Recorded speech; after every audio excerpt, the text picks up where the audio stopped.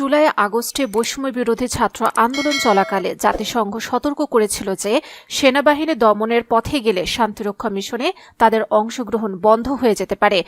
বিবিসির হার্ড টকে সম্প্রতি এ কথা জানিয়েছেন জাতিসংঘের মানবাধিকার বিষয়ক হাই কমিশনার ভলকার তুর্ক। সাম্প্রতিক মানবাধিকার পরিস্থিতি এবং মানবিক সহায়তা নিয়ে এই হার্ডটক গত বুধবার প্রচার করে বিবিসি ওয়ার্ল্ড সার্ভিস। বিভিন্ন অঞ্চলে সংঘাত সহিংসতা মানবাধিকারের ওপর কী ধরনের প্রভাব ফেলে তা জানাতে তিনি তখন সুইজারল্যান্ডের জেনেভায় ছিলেন। সেখান থেকে তিনি বিবিসির সাংবাদিক স্টিফেন সেকুলারের সঙ্গে আলাপ করেন। শুরুতে উপস্থাপক বিশ্বজুড়ে সংঘাত বেড়ে যাওয়ার ঘটনা উল্লেখ করেন।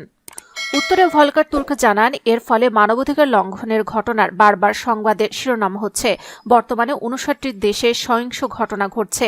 এসব সহিংসতার পেছনে ভূ রাজনৈতিক কারণ দায়ী। উপস্থাপক গাজায় ইউক্রেন সুদানের দিকে দৃষ্টি আকর্ষণ করলে প্রাণহানির কথা স্বীকার করে ভলকার তুর্ক বলেন, হতাহতের সংখ্যা যতটা কমিয়ে আনা যায় সে চেষ্টা করে জাতিসংঘ। মুক্ত ও অবাধ গণতন্ত্র না থাকাকে তিনি দায়ী করেন।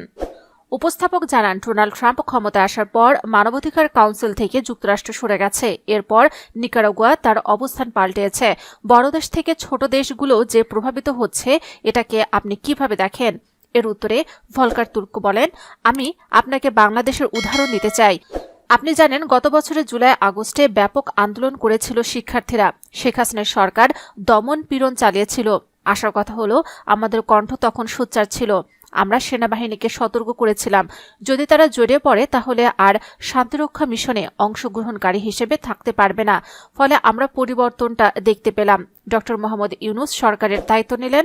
ফলে স্পটলাইটে কি ব্যবস্থা নিতে হবে তা আমরা এখানে দেখলাম।